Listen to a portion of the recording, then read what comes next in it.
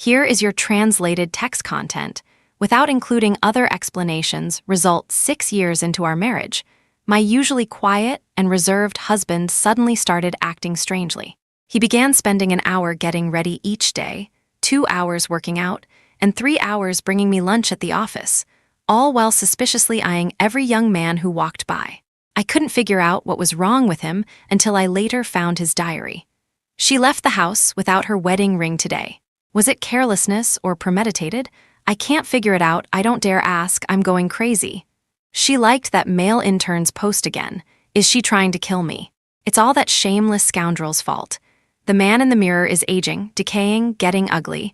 No, I have to make my physical form more perfect so she won't abandon me. So helpless, so desperate. I'm 5 years older than her. I'm not young anymore. Beauty fades with age and love fades with beauty. This is my fate. One Julian Lancaster and I have been married for 6 years and have never once argued.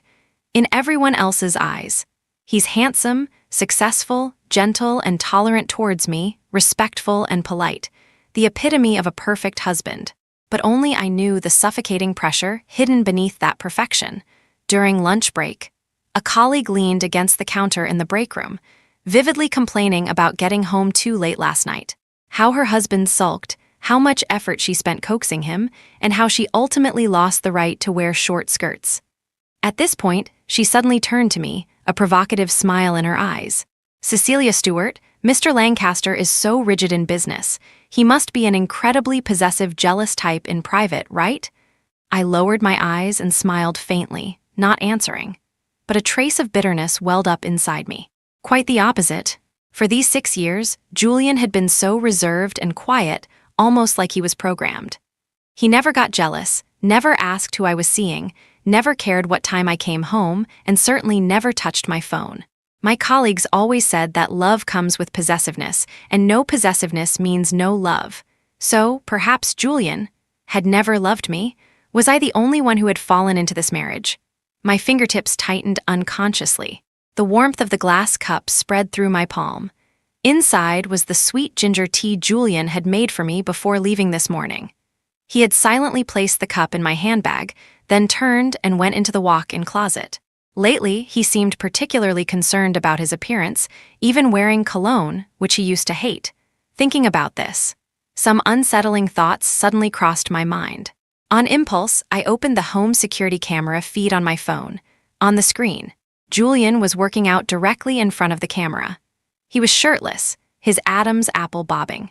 His perfect muscle definition was exceptionally sexy under the sunlight, and beads of sweat rippled along his V-lines as he exerted himself. His low-rise workout pants hung loosely on his hip bones, slipping slightly with his movements before he casually pulled them up again.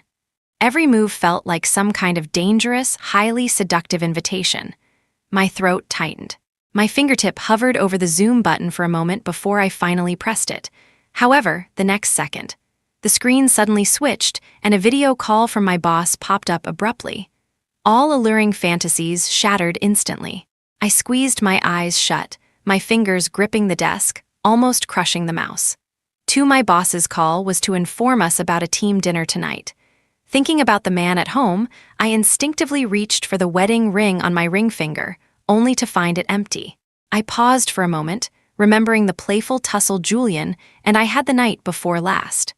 Worried about scratching him, I had taken off the ring and placed it on the nightstand, which resulted in me forgetting to put it back on for the past 2 days.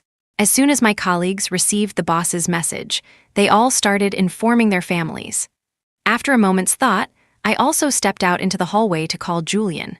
Julian picked up immediately, as always, his voice low, husky, and enticing.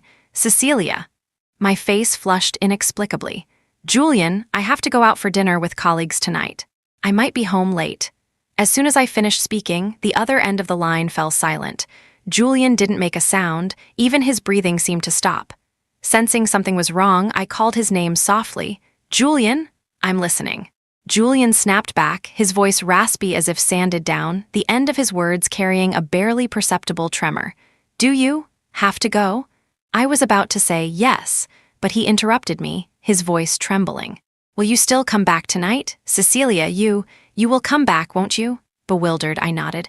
Of course I'll come back. Ray, really? His volume shot up, then he abruptly fell silent again, leaving only ragged breathing sounds through the receiver. No, I mean, I'll wait for you at home. It doesn't matter when you come back, as long as you come back. I'll always be waiting at home for you. I sensed something strange about him, so I added another instruction. Remember to leave a light on for me. This time he didn't hesitate, agreeing quickly as if afraid I'd change my mind. Okay. 3. Our boss is a notorious cheapskate. The department dinner was held at a small, messy, cheap diner.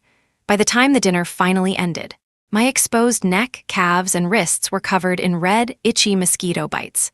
Enduring the discomfort, I managed to send several colleagues, drunk beyond recognition, home one by one. By the time I finally pushed open my front door, it was already 10 at night. It was raining lightly outside. The motion sensor light in the entryway flickered on, illuminating an empty living room. Julian wasn't home again. I pulled out my phone to check the time, just about to call him, when the door behind me was suddenly pushed open. Julian appeared at the doorway, soaked to the skin. Water droplets dripped from the ends of his messy hair, pooling into a small puddle on the floor. His usually immaculate white shirt clung tightly to his body, outlining his firm waistline, while his suit jacket and tie were nowhere to be seen. He no longer possessed his usual dignified composure. He looked like a bedraggled, broken stray dog. After a few seconds of eye contact, Julian spoke first, his tone calm to the point of being eerie. "You're back," I nodded, quickly pulling him inside. "Where did you go? How did you get so drenched? Come in quickly." Julian stepped inside mechanically. His gaze swept over my eyebrows, nose, lips, inch by inch, finally settling on my neck. Then he suddenly froze. I caught a faint, familiar smell of cooking fumes clinging to him, very similar to the smell from the diner we were at today. "Julian, did you come to pick me up? I'm so sorry, you couldn't find me because I went too." "I don't want to know," he cut me off sharply, his voice intense and shrill, frantically avoiding my gaze. "I mean, I didn't go to pick you up, I just went for a walk." I licked my lips awkwardly. "Oh, okay, well, Julian, tonight Julian's eyelashes fluttered wildly. "Enough, I'm tired, I need to take a shower. He then rushed into the bathroom, as if fleeing from something, his retreating figure looking panicked and terrified. I stood stunned in the living room for a moment. I could clearly hear, besides the pitter-patter of the shower, there seemed to be a few muffled, desperate sobs. I felt a little worried about Julian, so I walked over and knocked on the door. "Julian, what's wrong? Are you crying?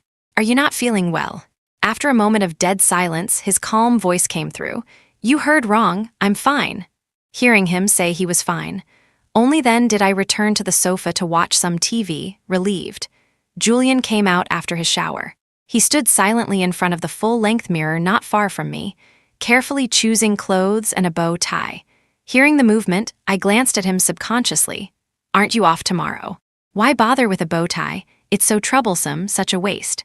Hearing this, Julian's fingers suddenly froze mid-air, his knuckles turning an unnaturally pale white. I rubbed my eyes. "That bow tie style is a bit dated. I'll pick out a new one for you this weekend." Julian didn't speak, slowly lowering his hand. The bow tie slipped from his grasp, landing silently on the floor. "Dated?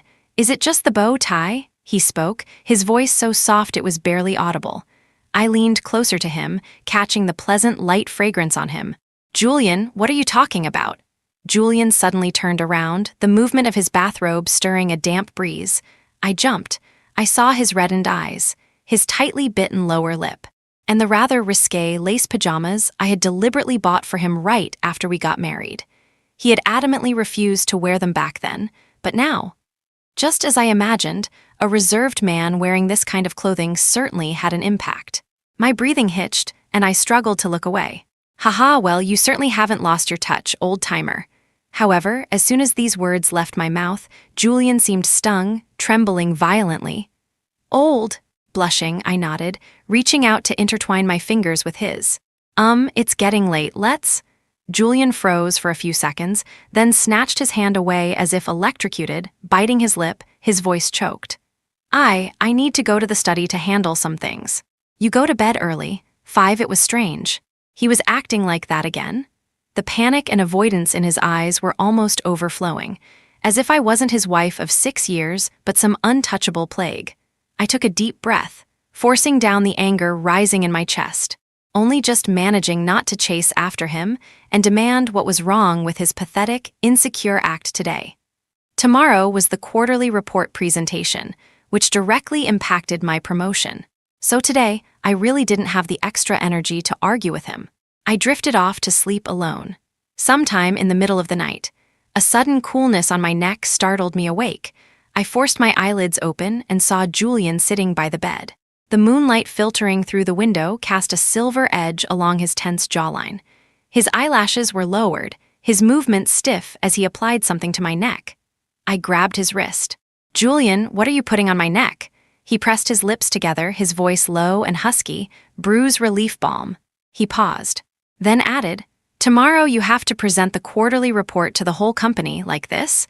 People will talk." He had a point. My skin has always been sensitive. Mosquito bites always leave red marks that take ages to fade. Presenting the quarterly report looking like this certainly wouldn't be good. I lowered my hand, closed my eyes again, and mumbled sleepily. "True, thanks, husband. You should get some sleep too." Julian didn't reply, his breathing becoming slightly shaky. He leaned down and gently kissed my forehead. I was too sleepy to open my eyes, so naturally, I didn't clearly hear Julian's next words. "I don't blame you for changing your mind, nor will I question or accuse you, because that's not the magnanimity I should have as your legal husband. I also know it must be that shameless scoundrel outside seducing you. I will handle him. Our marriage will eventually get back on track. Divorce is something that will only appear in others' fantasies. It's absolutely impossible for us to divorce." In the last moment before falling completely asleep, I seemed to hear a pained, suppressed sob, the kind of sound only a heartbroken husband, left alone in an empty house, could make. Then a warm drop landed on the corner of my lips. 6 the next day. Julian was in the kitchen very early. His recently well-trained upper body was bare, boldly wearing only an apron. The pink apron strings dug deep grooves into his lower back, and the muscles in his back and abdomen rippled with his movements. I didn't know when this usually dull and uninteresting man had become so open. Starting the day off with such a feast instantly dissipated the displeasure from being abandoned by him last night. I lowered my head, trying hard to suppress the corners of my mouth from flying upwards. Julian, cooking dressed like that, you'll get a couple of big blisters and learn your lesson, haha." Julian, the atmosphere felt a bit strange. I peeked up and saw the dark circles under his eyes. "Didn't you sleep well last night?" Julian paused, then said expressionlessly, "No, I slept very well." I walked over and sat down opposite him. "Oh right, the new intern at the company is treating tonight, so I might be back late, or maybe not come back at all because there are some other things." Julian's hand trembled as he ladled porridge, the porcelain spoon suddenly clattering against the bowl rim with a sharp ding. After a long silence, he forced a stiff smile, squeezing out a sentence from between his teeth. "Okay, you're delicate, don't stay out too late partying tonight." He agreed readily and didn't ask anything, seeming completely unconcerned about who I was going with or what I was doing. I once again remembered yesterday's suspicions and his coy behavior. My chest instantly tightened with pain. I grabbed a couple of slices of bread and headed out. Reaching the door, I remembered something and turned back. Julian's spine instantly straightened, his eyes lit up, looking at me expectantly. Without looking at him, I slipped the ring off my ring finger and tossed it in front of him. "Not wearing it today, it's inconvenient." The sound of metal hitting the wooden tabletop made Julian's pupils constrict. He pressed his thin lips together tightly, staring intently at the ring, his knuckles white, veins bulging on his neck. I swept all the documents from the coffee table into my bag and turned towards the door. A second before closing the door, on impulse, I glanced back. Julian stood frozen, watching me leave. His eyes were terrifyingly dark, as if suppressing some kind of storm, even after walking quite a distance. I could still feel that gaze clinging tightly to me. 7 I dashed through the rain into the garage, suppressing the frustration in my heart as I got into the car. Messages from my best friend popped up one after another, the 7-year itch, a marriage of convenience stinging my eyes. Furious, I messaged Julian. "Julian, if this isn't working, let's just get a divorce. Honestly, do you even love me?" If you love me, please tell me loud and clear. If you don't love me, then there's no need to keep forcing this marriage. Let's both cut our losses promptly. Stop wasting my time. It's getting in the way of me finding my young stud. After firing off the harsh words, I fumbled to delete the chat history with him and tossed my phone aside carelessly. So I never saw that due to poor signal, only the first and third messages were sent. Time ticked by. I waited in the car for a full 20 minutes, but no reply came from Julian. My heart turned completely cold. Enduring the dull ache in my chest, I instructed my assistant to draft a divorce agreement and mail it to our home. 8 as soon as I arrived at the company. I instantly pushed all thoughts of Julian aside and threw myself wholeheartedly into work. After successfully completing the morning's tasks, I was very pleased and bought bubble tea for everyone on my team. The new intern, Leo Miller, was the first to rush out and take the tea, then brushed his fingers against my palm. "Congratulations, sister. Today's tea is especially sweet." I pulled my hand back uncomfortably, frowning, about to speak. When I unexpectedly met a gaze from outside the glass door, Julian stood in the shadows of the hallway, dressed impeccably in a suit, holding a thermal lunch box. His eyes were dark, his expression blank. I had no idea how long he had been standing there watching. Seeing him surprised me. "Julian, what are you doing here?" Julian shifted his gaze from Leo to meet my eyes, slowly curving his lips into a smile that sent a chill down my spine. "Wife, I came to bring you lunch." He enunciated the intimate term perfectly, his voice loud and clear. It caused quite a stir in the quiet office.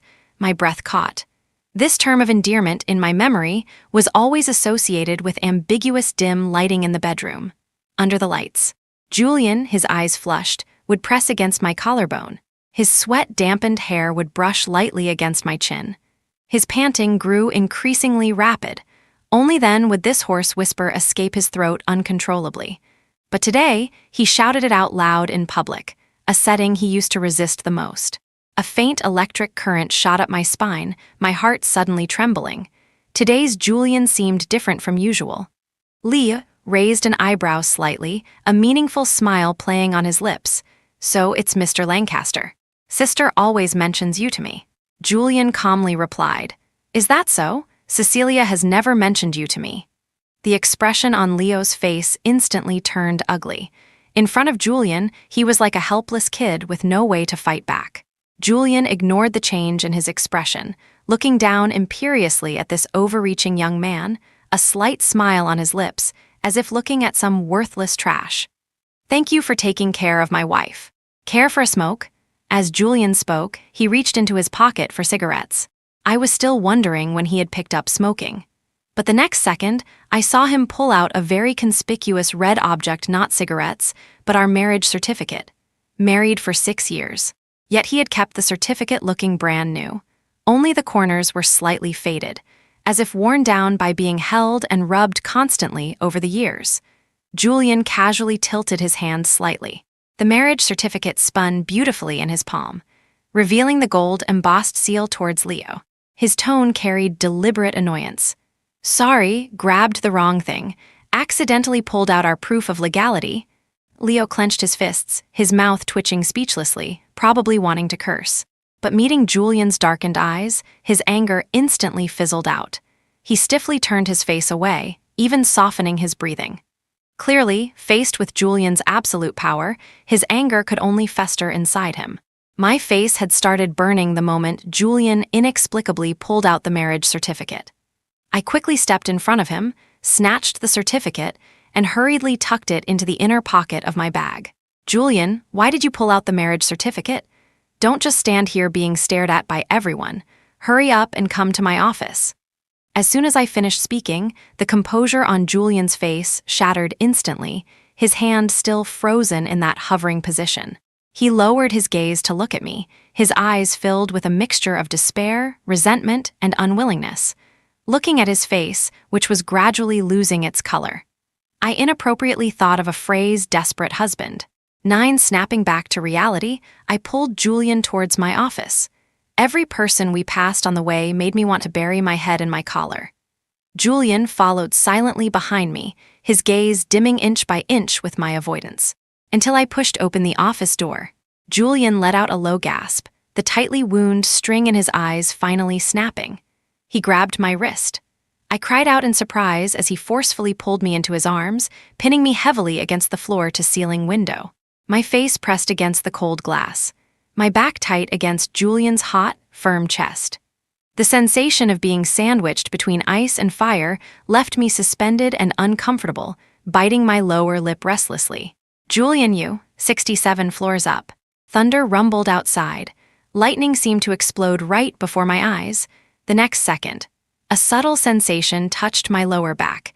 It was Julian, biting the zipper of my dress with his teeth, slowly pulling it down. The sound of the metal zipper separating was exceptionally clear in the quiet office. Julian's cold hand slipped under my dress along the curve of my waist, greedily covering sensitive areas. It sent a shiver through my entire body. My toes curled tightly, then relaxed. The heels of my shoes unconsciously ground against his leather shoes. Julian shifted from squatting to kneeling. He knelt behind me, kissing my lower back with extreme anxiety, his voice possessive and frantic. "You're 5 years younger than me. It's normal for someone young to be dazzled by the outside world. I told you, however you play, however you act out outside, I will tolerate it. Whatever mistakes you make, I will forgive you. Because I know it must be those shameless scoundrels seducing you. You just lost your head for a moment. You'll come back to the family in the end. Even if you have thoughts of divorce, it must be their instigation. Those little brats, I'll find time to deal with them properly, and then put everything back on track." At that moment, another lightning bolt flashed outside. The terrifyingly scarlet possessiveness in his eyes was instantly illuminated, and he murmured softly, "But you shouldn't have actually mentioned divorce, just casually brought up divorce. Even if I'm tolerant, Cecilia, you deserve a little punishment." 10. I had never seen Julian lose control like this. I didn't understand what he was saying and felt a little scared. "What are you talking about? What seduction? What do you mean?" "No, stop moving, Julian, this is the office, let go. Ooh, bastard, if you keep this up, I really will divorce you, I want a divorce."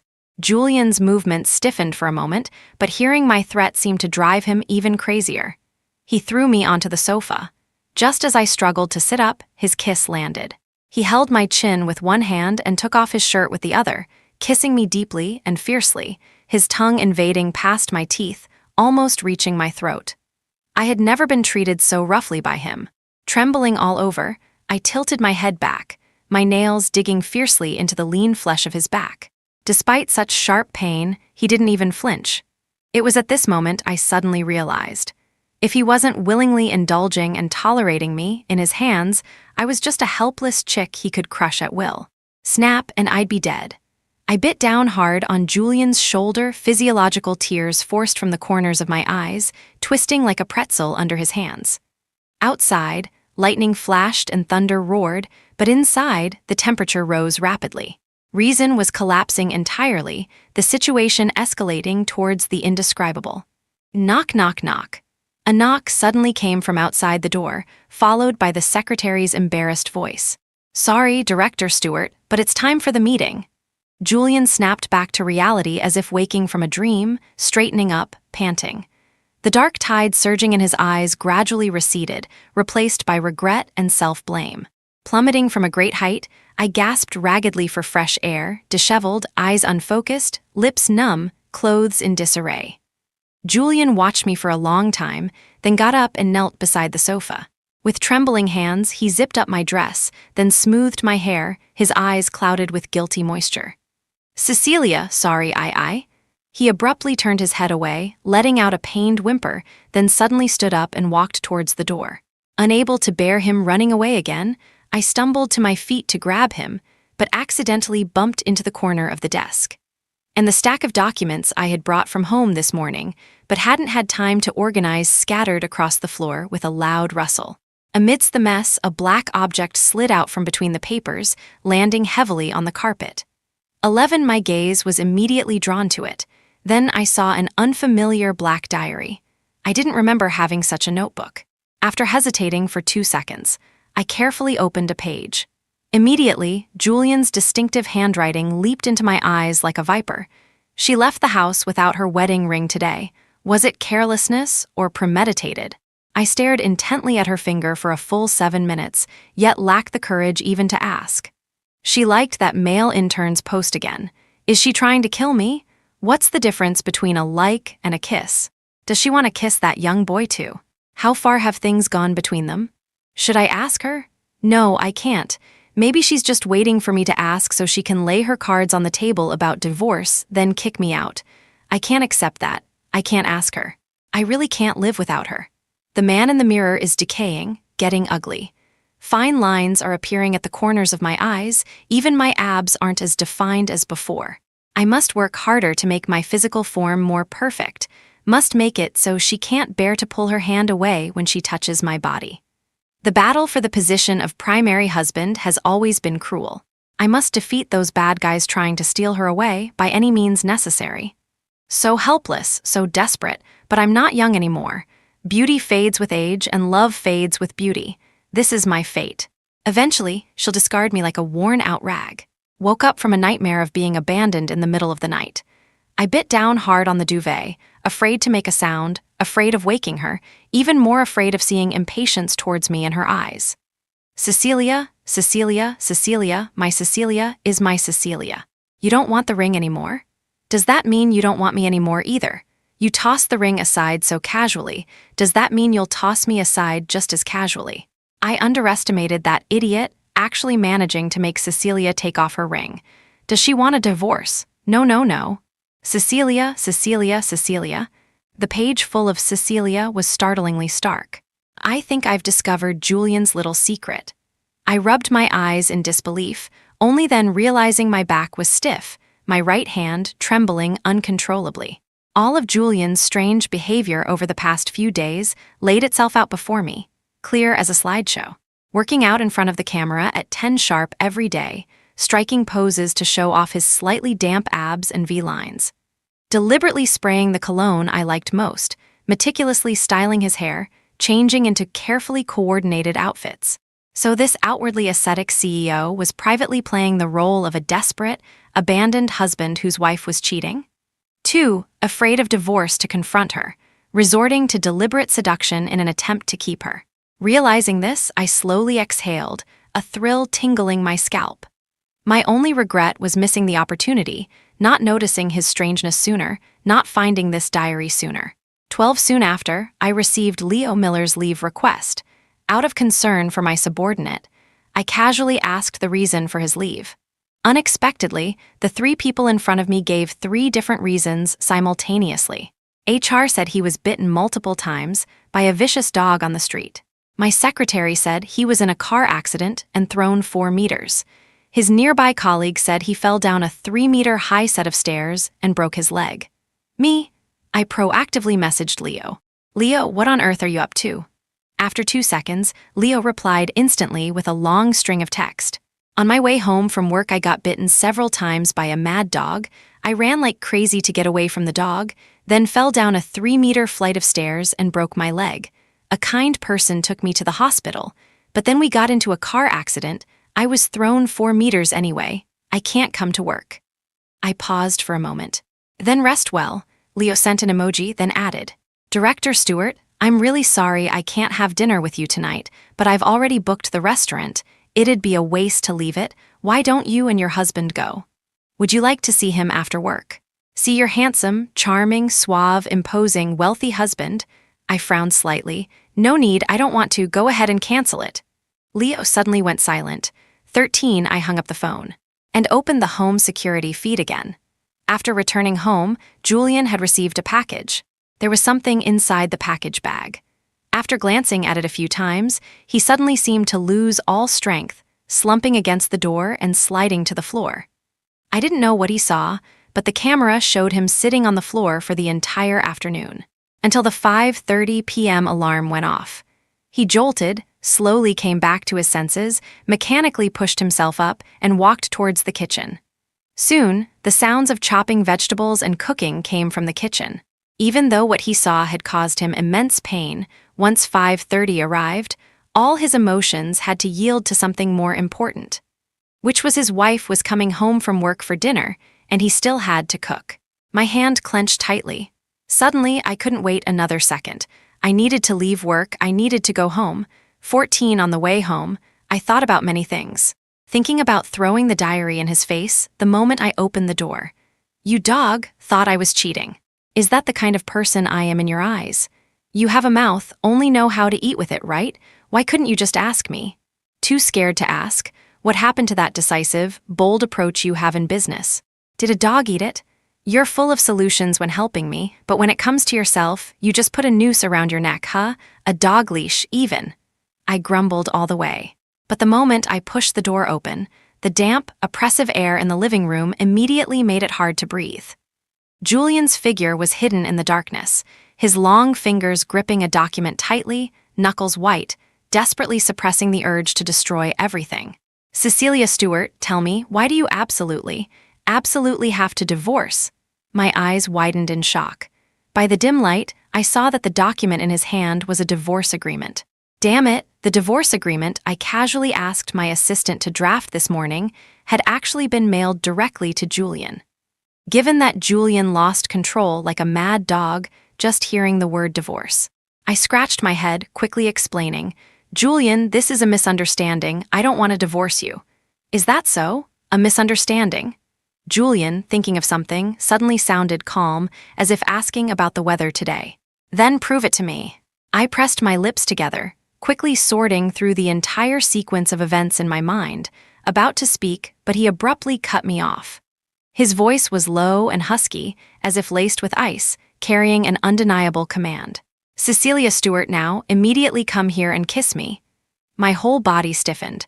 I almost thought I'd misheard, subconsciously looking up at him. Julian was still wearing the well-tailored black suit from the morning, his shiny handmade leather shoes gleaming coldly under the light. He looked like a condescending dom. My throat tightened, shocked by my own thought. But looking up, I saw the flash of hurt in his eyes. I sighed, walked over, and under his suspicious gaze, kissed him hard, lips and tongues tangling, turning and exploring. What else do you want me to do?